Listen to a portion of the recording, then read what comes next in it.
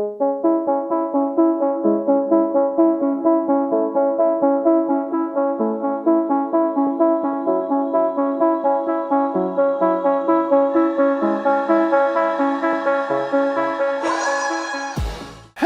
to the Blackout podcast, where I get to talk to amazing people who do amazing things. I'm so excited for this one because we met at your residency at Pavia? Is that? At Pavia. Pavia? Yes. And I've seen you. I'm a fan of your work. Artist, my friend, super awesome, talented human being, Jessica Steele. Thanks for coming to the podcast today. Thank you so much for having me. I'm excited to be here. Okay, so I remember, seeing the thing and I'm like, this person is a very patient person. Because describe your art. Okay. Yeah, so when we met, it was at a group exhibition that I had my work featured in at Pavia Gallery out in Herring Cove. And the pieces that you're talking about are collage art. So I go and I find images in different books and magazines, bring them together, paste them together, make a new surreal scene. And the conversation that you're referring to is when I explain to you that sometimes I go through 200 magazines to make one single artwork. Yeah, that was wild to me, man. I would have given up by number 10 now. Yeah, and sometimes I do. And I think the other thing is that your name is each letter, because you could have just looked for it, Jessica, just you're like, no. Yeah, so I've got an example here. Yeah. I've cut out every single letter of my signature. It's crazy. A little tiny, 0.8 font size. That's a little hard on the eyes and the head, but we do it every time. So what happens there? Do you just cut a bunch of J's and do you cut a bunch of letters and have them or? Yeah, so what I would do is I'd go through a magazine, I'd find a page that has quite a lot of text. And the first thing I look for is a capital J, because that's the hardest one to find. And then I look for a capital S for my last name, Steele. If I have those two, probably I'll find the rest of the letters for my name, Jessica Steele. Do you try to find all the letters from the same magazine? Okay. Yeah, I try and find them from the same page, actually. Oh. So that they're the same font, the same typeface, same size. So I start with a J, followed by an S. C is a little hard to find, and an L, but the rest, E, S, I, A, that's easy. I didn't think C, okay, yeah. Yeah, C, and if I can, I try and save a little labor, get the letters together, get an IC together or an ES together. Okay. Yeah, but it's still wild to me. It's still wild. But okay, I love your work, I do, because it's super meticulous. What do you cut the things out of? Yeah. So, Well, so for people who might not be familiar with collage art, it's when you take a variety of different materials, photographs, newsprint, other papers, and affix them to a surface. So for me personally, I'm using mostly pre-1980s books and magazines. And when I'm cutting them out, I use a combination of an X-Acto knife or scissors. So just your standard scissors that you can find. Isn't that difficult? The knife kind of, Yes. Is a knife for the tiny, small, detailed pieces? Yeah, so it took me a few years to get used to using it, but the knife is now my preferred tool because it is so precise. I have a lot of control. I can do little tiny fine cuts. But Wait, talking of cuts, do you ever cut yourself? Oh my gosh, paper cuts all the time. I have paper cuts every single day. Not so many knife cuts, fortunately. Oh, okay, so it's the paper that's my enemy, not the knife. Holy smokes. Why? And you said you choose 1980. Why that specific era? So I do use papers from all kinds of eras. I have magazines, modern magazines, and older ones as well. It's the quality of the paper, the color, the texture, the tone that I'm personally drawn to. So actually my favorite magazines to use are 1950s to 70s, so that mid-century look. From the 80s onward, they're quite glossy, and I personally don't like the glossy look as much. I like more of that matte finish. Okay. Yeah. How the heck did you even get to do, like, how did you get into this? Why did you decide to start doing this? Yeah. So me doing this now is actually my coming back to this practice after having started as a teenager. So when I was a teenager growing up in the 90s, I'm dating myself a bit here, but I had so many magazines, there was so much print material, and I think it was actually my mother who suggested, oh, why don't you make some collages, decorate your room? And from starting then, I just loved it. I thought it was so much fun looking for the images, bringing them together. And although I did it all throughout high school and I did go to art school, I ended up setting it aside. So I've only come back to this since being an adult. So really in the pandemic, I was looking for something to do, as many of us were. And that's when I came back to it. I thought, oh my gosh, you know, why did I ever stop? So for me, what I like is I like the hunt of it and the trying to match things up. Unlike, say, painting or drawing, I'm not making things from scratch myself. I have to go and find them. So looking for, sorting through, and then bringing together is what's so exciting for me. Wow. Okay, so you went, did you Mascot? What was that? No, I actually went to Concordia in Montreal. Oh, flip. Did you Yes. have to learn French to be there? Or? Yeah, so it was an English language school. And just before Concordia, I also went to Dawson College in an English language fine arts program. So I moved to Montreal in the hopes that I would somehow magically be bilingual by the time I left. But I was going to school in English. My friends all spoke English. Right. I really didn't practice. So it was a bit of a pipe dream, but you know, it was a good idea. I mean, you could say hello and hi in French. Oh, at yes, least. absolutely. Okay. Yeah, no, I can definitely get by. My French isn't too bad, but it did not accelerate the way that my 20-something self envisioned that it would. What did you study at Concordia? So I studied fine arts. That's what my degree is in, but I actually specialized in what's called fibres. So we would think of it as being textile art. So I did weaving on a loom, felt making, fabric dyeing, all kinds of things. I also took your standard painting, drawing, sculpture, printmaking classes as well.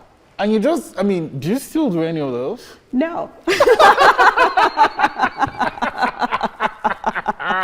You were like, I'm going to go study this thing, but like, you know what? Yeah.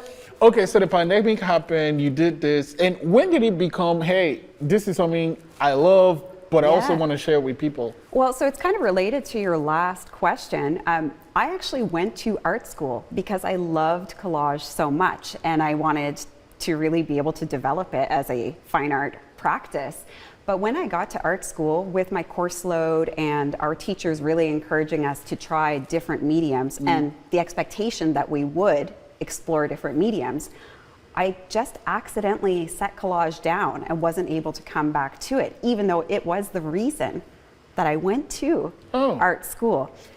And then of course I graduated, I started working, I traveled, and that's how it got set aside. I did not mean to set it down for 20 years. I didn't mean to do that. But when I attended an event in, I think, the summer of 2021, it was a collage event, and in that 2-hour window, I managed to make one collage, and that's when I said, oh my gosh, why did I ever stop? I need to be doing this again. And that's when I started, and I haven't stopped since. So I just needed to take a little hiatus, but I've come back to it now. So although everything I did in art school was amazing, it was super useful, in the back of my mind, I still really wanted to be doing collage. And so I revisit those other mediums every now and then, but they never had the same pull as this did. Yeah, but like, at what point did you decide to start sharing the collages you made? Yeah, so when I started again in summer 2021, I started making pretty regularly. It was in 2023 that I decided to start taking this seriously as an art practice. And from probably about spring 2024 on is when it started to gain a little momentum. It's dope though. The one I saw, actually, yeah, it was like with drinks and stuff. Yeah, so we don't have them here, they're on display. But if you imagine an aerial photograph of farmers' fields, if you've ever taken a look at them, they have all the different squares and the grids and really aesthetically appealing. And I had this page of a field open, and I was coincidentally also working with a single page advertisement for port, and it had all these little tiny different cocktail glasses on it to advertise the port that they were selling. And I had them out side by side, not intending to combine them, and I thought, oh my gosh, that looks just like a coaster for a drink. And I just moved my little glass over and I set it down on this field, and it looked like a giant had come out of nowhere and set their drink down. And I thought, oh my gosh, I love this. I have 9 of these cocktails. I have 3 of these fields. I'm just going to make a whole series. And so that's the work that you saw when we met at the group show opening. What did you call it? Lush Fields. Yeah. I mean, like, and then, okay, and that, it was a group thing because there were other artists and stuff. Yes. How did you decide on, like, did you make it specifically for that exhibition, or? I did make it specifically for that exhibition. I didn't have necessarily that idea in mind. So a lot of how I work is I don't necessarily have the idea first. I get the ideas from looking at the material. So I flip through magazines until something strikes me. I pull it out I'm and sorry, I start how are you looking. so patient? Like, Sometimes I'm not. it's blowing my mind. Okay, where do you source the material? So I spend a lot of time going to a lot of thrift stores. Yeah. I also solicit donations, so if people ever want to give me magazines, books that they're getting rid of, I'm very happy to take them. So I am very fortunate that people give me things, but mostly it's me going out looking for them, digging in the dusty bins that no one wants to dig in. Again, you don't have anything in mind, you're just looking. I'm just looking. So again, I'm looking for anything that I think is kind of attractive. Of course, I'm buying in bulk, so the price has to be right. But I will pick up a volume, flip through, and if there's more than 4 or 5 images that I think are interesting, probably that will come home with me if it's the right price.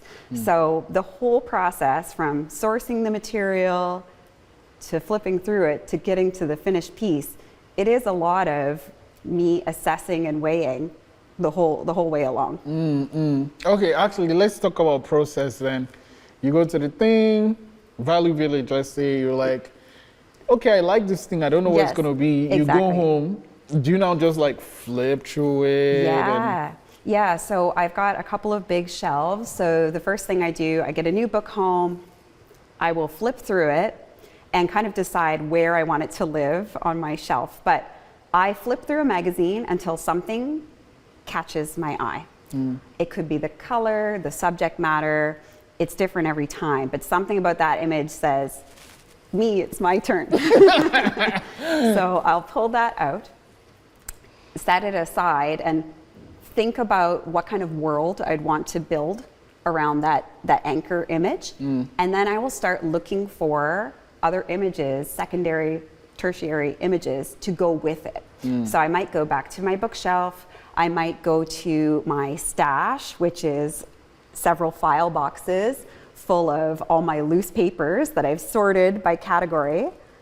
And until I keep going until I have a nice little stack, and then I start playing around with the composition. So there's a lot of back and forth. Yeah.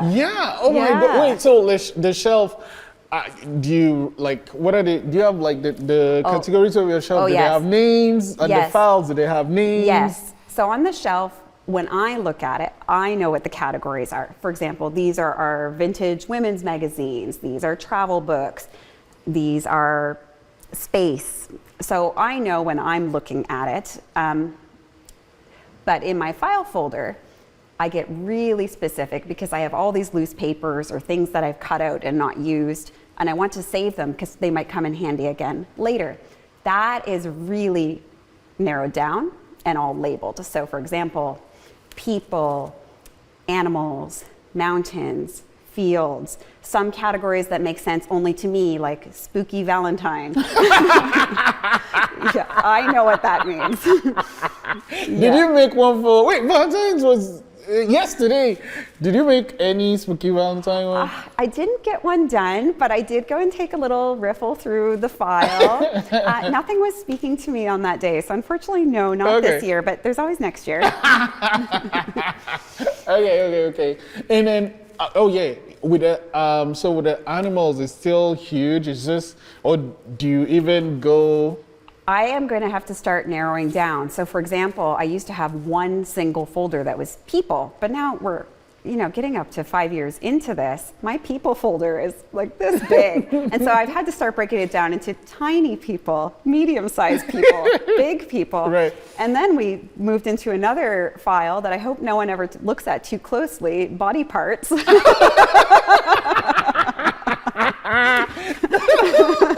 But it's hands and feet and eyes. Right. Yeah. How do you pick those? Like, I guess, I mean, it is personal, but like, what about it is like, oh, this is great. Like, is it? I know you mentioned colors, but like, are there other things? Yeah. So sometimes I can't tell you what it is that catches my eye. Color, texture, obviously. Sometimes a lot of the content. So I do reuse some of the same recurring motifs over and over. So for example, big hands doing things. So hands holding something, hands manipulating something. Women at work comes up a lot. So women vacuuming, women knitting, sewing, those sorts of motifs come up. Galaxies, gardens. So there are certain things that I seem to be drawn to over and over again. Other times I do surprise myself, like I cut out this hand the other day that was hammering away, and that's not something I'd normally be drawn to, but I keep coming back to it. Something is going to happen with that hand. Okay. Yeah. You've done that for, you said like almost 5 years now. You have a residency there now. Like, what are you going to be working on during this residency? Or? Yeah. So I'm the artist in residence at Pavia Gallery out in Herring Cove, Nova Scotia right now until the end of March 2026. So I'm using this time to be a little bit more experimental and exploratory than I have been in the past. So I'm making myself drag out all the books that I normally don't reach for. I'm also thinking about cutting things in different ways, laying them out differently than I have been in the past, trying to work out how I could do something maybe 3D. Oh. So I'm trying to be a little bit more playful, experimental this time. Is it gonna like stand up off the page, or how, like just like true perspective? That's a good question. So I haven't quite worked it out, but I'm thinking at this point, how can I separate the layers from one another instead of having them all flattened together? So could I mount them on something and have layer 1, layer 2 moving back through space as opposed to one flat image? So I've started a few experiments, not all successful, but that's what I'm playing around with. That's right what now. experiments is for. Like, so what me I'm learning when I'm experimenting is like, I just learned something new. That one didn't work. Yeah. You know, it wasn't a failure because like we're just playing around here. No, and of course I'm saving all of this because I do still think there is something interesting in it. Something motivated me to do that. We're probably going to come back to it. Yeah. Yeah, I always wonder with artists, how do you name your, work? Oh, yeah. So for me, quite a few of my works have like a punny title or a play on words. So the title is as important as the work. Sometimes I feel like it's not finished until I have the title. And it is a bit of a struggle sometimes. A lot of times my titles will reference something that's actually in the image. Other times, I will be honest, it is like weeks and weeks of thinking and writing down what I think is a brilliant title, and the next day coming back going, ew. So to come up with the title, usually I will brainstorm. I will write a whole big list of adjectives, words that I think are inspiring, play on words, think of puns. And I do have to sit with them for some time before I usually land on the final title. Where's the patience from? Because like you're a very patient person. Oh, well, thank you. Yeah, you should tell everyone you know. Really, where's it from? I think I like spending a lot of time thinking about observing and reflecting on things. That's something I've always done. So to me, it doesn't feel like patience. It just feels like I'm working through a problem, or I'm just getting to spend time with an idea. So it doesn't feel like patience when I'm doing it, but I suppose when I look back and I go, oh my gosh, that took 2 months, it was. Yeah, and that leads me to something that just came to mind right now. What's the shortest time you spent on like making a work, and then the longest time you spent on?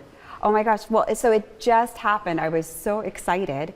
In January, right at the first week of January, I finished a piece in 4 hours, mounted everything. And it blew my mind. I was like, oh, we can do it. Yeah, so that was absolutely thrilling. That normally doesn't happen. Just, I found a few images, they went together, the whole thing was done. Hallelujah. But that normally doesn't happen. Yeah. I would say in general, it probably takes me a week or two to make many of my smaller, say 6 by 8 inch works, to find enough images to make a simple 2 to 4 piece collage. To make something more complex, like 8, 10 plus pieces, I've had a few that I worked on for 2 months. I have a few that are in progress that are still not done, that I've had to set aside, that I'm not actively working on, but I still hope to come back to them a year or more, because I haven't found the thing yet that I want to find. That is mind blowing to me. I'm sorry, man. Like, how do you know it's done then? What's that? How do you know it's done? Oh, it clicks. I can feel it click. So when I bring 2 or more pieces together and they just fit perfectly, everything stops. Like the 4 hour one? I just feel it. Oh my gosh, that's it. That's it. So I usually don't glue it that hot second. I have to wait on it, but usually I set it down and I know, like I just have this feeling of, that's it, I've done it, they go together, they were meant to be together.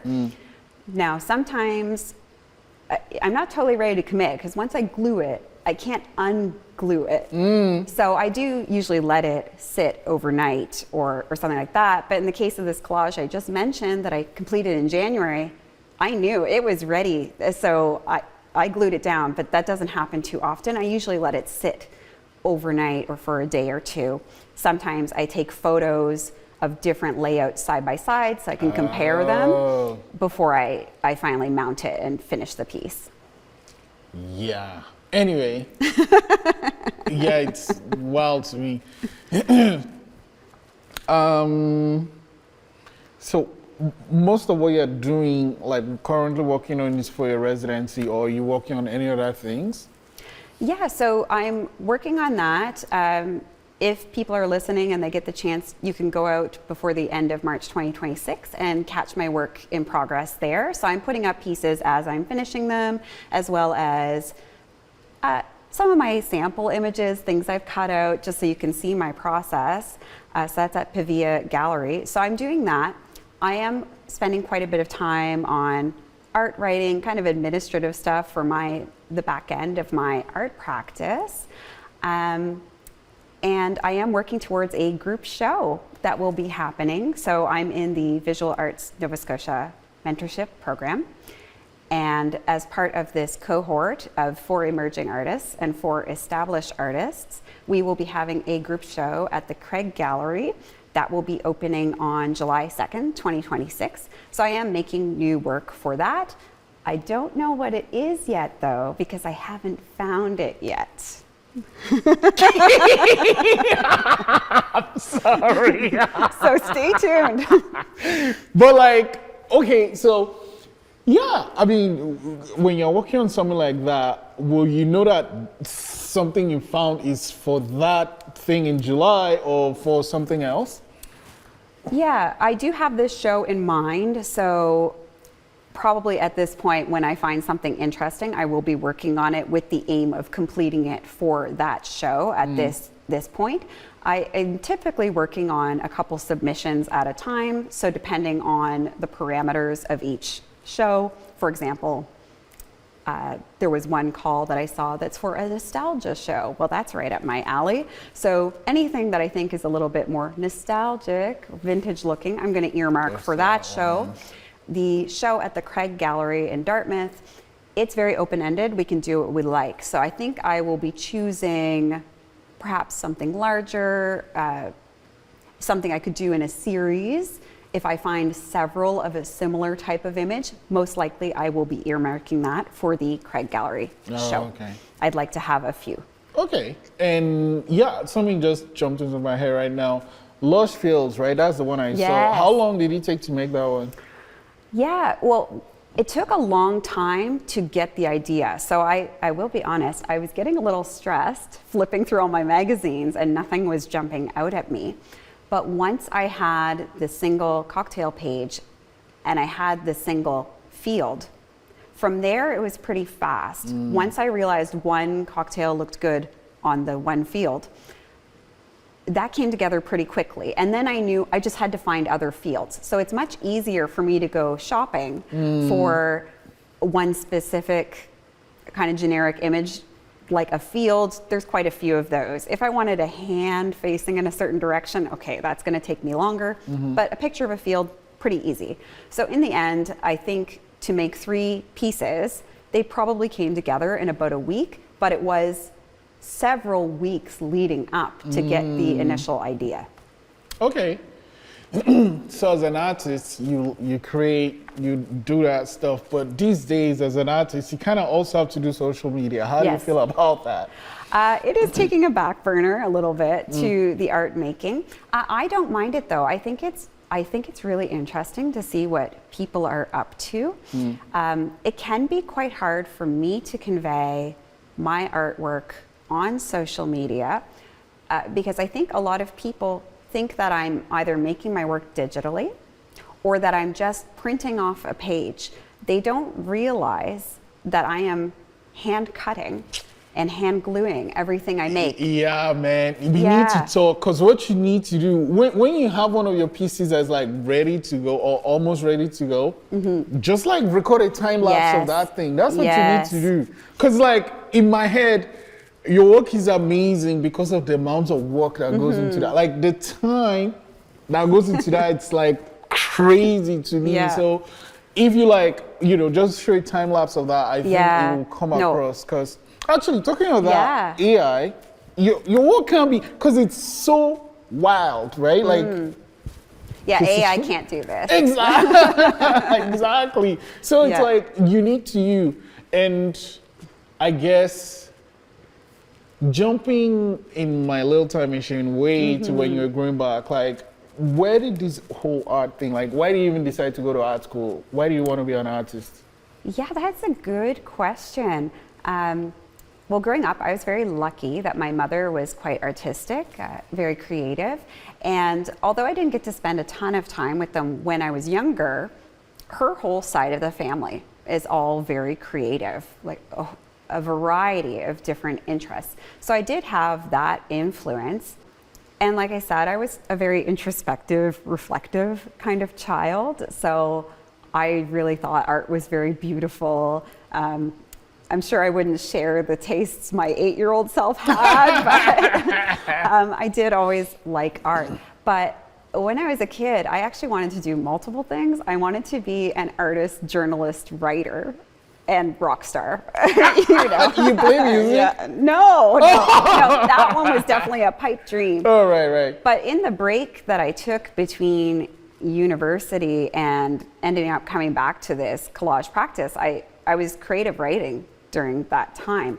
So now as an adult, I am kind of doing all of those things. So I'm not sure when I got the exact idea that I wanted to be an artist, but definitely as a teenager, my mom making the suggestion to make collage, and me enrolling in a number of art classes in high school have led to me being here now. Oh my God, you've answered my last question, but I'll ask it anyway. I love sending guests away with this question.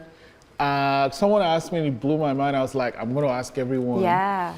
And what's something that happened before you were 17 that plays a huge role in who you are today? Yeah, so my answer I gave just now is a little bit related to that, but I was thinking on this question about being young, and when I was maybe 7 or 8 years old, my family reunited with kind of a long lost relative, and as part of that reunion, we went out to visit them at their home, and they lived in rural Quebec. And so I grew up in the Annapolis Valley here in Nova Scotia, so kind of a small town. I didn't have, other than the Maritime provinces, I hadn't really gone too far. So this trip to rural Quebec, it really blew my mind. It was so beautiful, this beautiful pastoral place, and they had all this gorgeous, very European architecture, a much more European lifestyle. They spoke French. Many people spoke multiple languages, different food, different architecture. The whole thing just blew my mind. But what was so interesting about meeting this relative and then their big extended family was that a lot of these people, they were very, very interesting, really cultured travelers. They studied languages. Some of them, one of them was 70 years old and just started taking drawing classes. Oh, wow. And however old I was, 7 or 8, this just blew my mind. I didn't know that you could just be 70 and decide to start learning something. And although I wouldn't have been able to articulate it at that time, looking back now as an adult, that trip and the subsequent trips thereafter, they were really liberating and eye-opening for me. It exposed me to a whole new world of possibility of things that you can do as an adult, that you don't have to just begin when you're young and be naturally good at something. You can pick it up at any time you want. And that has really stuck with me. Amazing, Jessica. Yeah. Okay. So you brought some of where your work comes from. Do you have any of your work here? I do. Okay. I have the one piece that I held up for us before. Oh, wait. Yeah, this is brand new. This is brand new. Yeah. Holy smokes. So this piece I actually made in response to someone asking me, where do you get your ideas? And I felt like I was a little bit on the spot. I actually didn't know how to answer it because I feel like my ideas, they're both from inside of me and outside of me. Like they almost visit me like a muse. So this piece is called The Muse. Oh, and of course. For people who are listening who can't see it, it's 6 inches tall by 8 inches wide. It's just a two-piece collage. So what we see is a woman who is seated in front of a canvas, and behind her there is a blue wall. So we can only see her from the torso up, and she's painting on a canvas. And what I've done is I very carefully cut out her torso and moved her off to the right. And in that empty space where her silhouette was, I've filled it in with a galaxy. So now it's like she's working side by side with her own self, with her own muse. And that's really how it feels for me. The idea is both from inside of me and it comes from somewhere else that I can't tell you where it came from. Do you have a name for this one? This one's called The Muse. Yes. Of course. Yes. Of course. So did you have the name before you made it? Or? No. Oh. No. So all I did was I cut the woman's torso out, and I thought that I actually was just going to keep her for something else. I was interested in the silhouette that was left behind, and I was playing around with filling it in with something else. And I had actually just accidentally set down the loose woman's torso. I set it down kind of sideways on top of this base piece. And then I thought, oh, wait a minute. They can sit side by side. And once I realized they were sitting side by side, her and this silhouette of herself, this not herself, that's when I knew, okay, I think this piece, yeah, they need to be together. This has to go in your July thing. I think so. Yeah, that's what I really want to do, because it was in response to a question that one of the mentors from the mentorship program had. So I do think it should go in. I totally agree with you, because I made this piece in response to that question. So, Yeah. Okay, so you've been blowing my mind. It's time for me to blow your mind too. Okay, yeah. Is it magic? I need you to write a number between 1 and 60. Okay. Do not show me. All right. Once you're done, you can point it to any of the cameras, and my magic cards are going to reveal your number. 1 and 60. 1 and 60. Okay. Let me know when you're ready. Okay, show it to the camera. Yeah. I'm going to look away. We good? We're good. Okay, cool. So your number is going to be in one of these cards. Okay. But it might be in more than one. Okay. So I'll need you to right. help me. But is your number here? Yes. Okay. Is it here? Yes. Is it here? Yes. Oh my Oh God. no. Oh no. Is he here? Yes. No. Okay, finally. Yes. Oh, okay. Let's do like this. 47. Yes. Here we go. Very I can't nice. wait to see your work. And actually, where can people check out your work? I do have a few pieces at Argyle Fine Art, and that's at 1559 Barrington Street in Halifax, and they're open Tuesday to Saturday. So you can see it there, but the big one I really like people to come out and see, which you'll get to see 8 artists total. It'll be a really fantastic show.